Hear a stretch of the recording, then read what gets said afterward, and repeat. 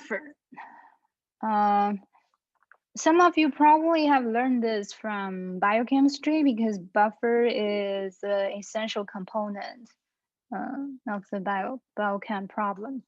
So buffer is a mixture of a weak acid and its conjugate base, or a weak base and its conjugate acid, right? Can you guys think of any conjugate acid and base pairs?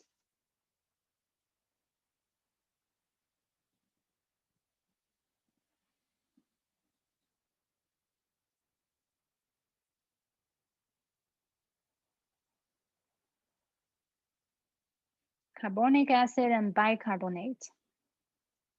Very good. So you can have H2CO3, HCO3 minus. That's one pair.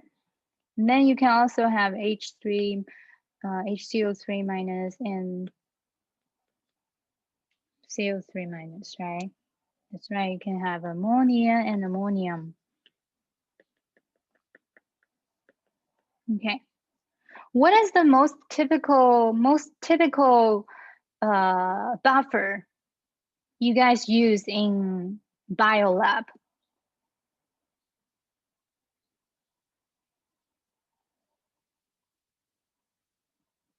Anyone?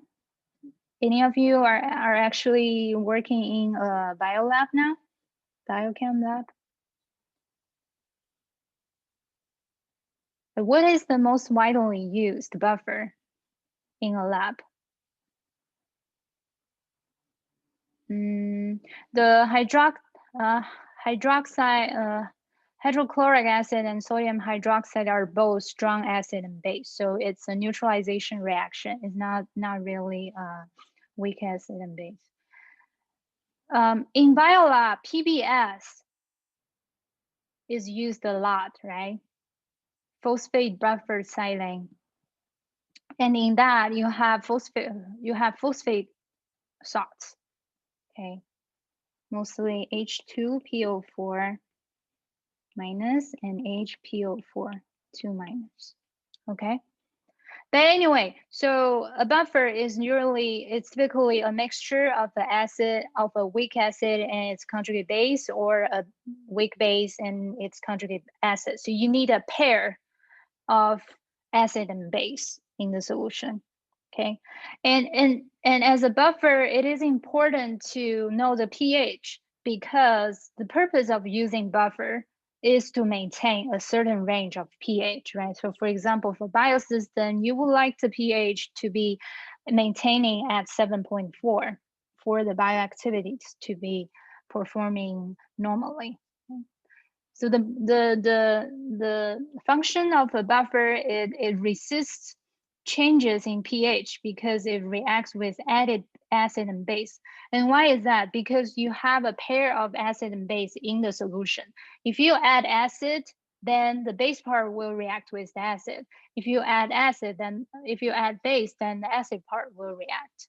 So by doing that, it can resist changes.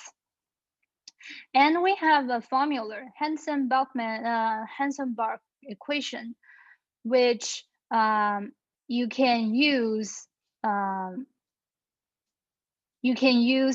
pKa of HA to determine the concentration of the buffer solution if you know the concentration of the conjugate acid and conjugate base in the solution. Okay.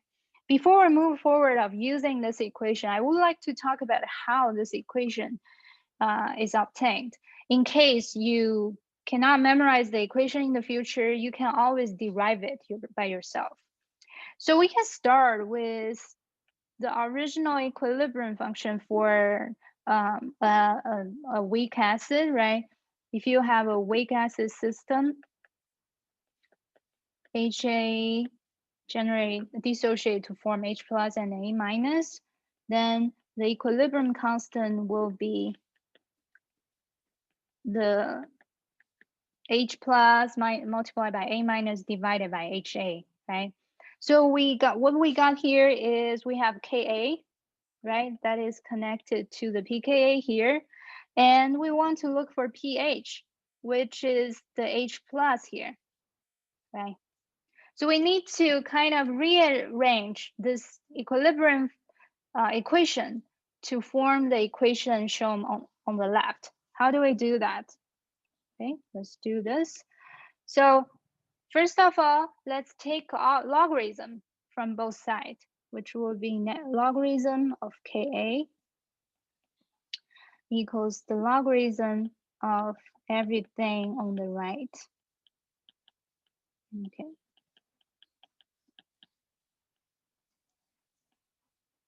Now, if you have to do logarithm of a multiplied by b, and you want to separate a and b,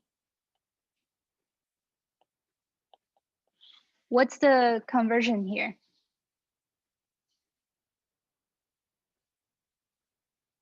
Plus. Okay, that's right. So what do we have here? We have two components here. We have the H plus. We know it's related to the pH, so we want to isolate it. And the second component is here.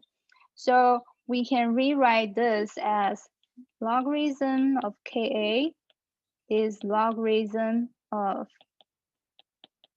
H plus the logarithm of A minus divided by HA.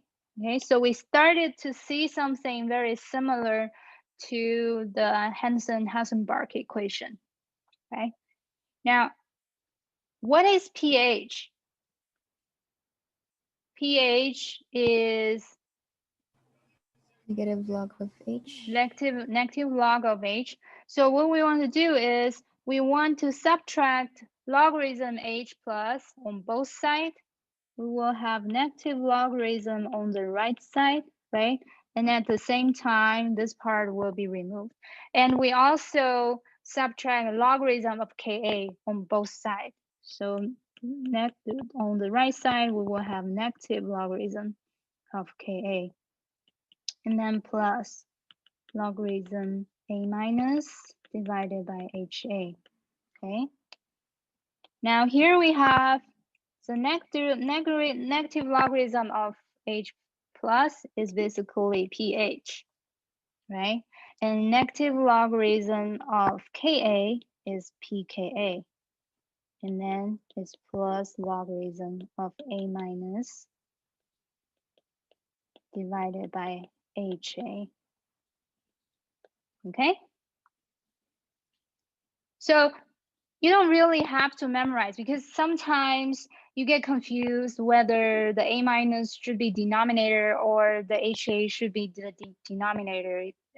If you don't have the resources beside you, then you can just derive the equation by yourself, right?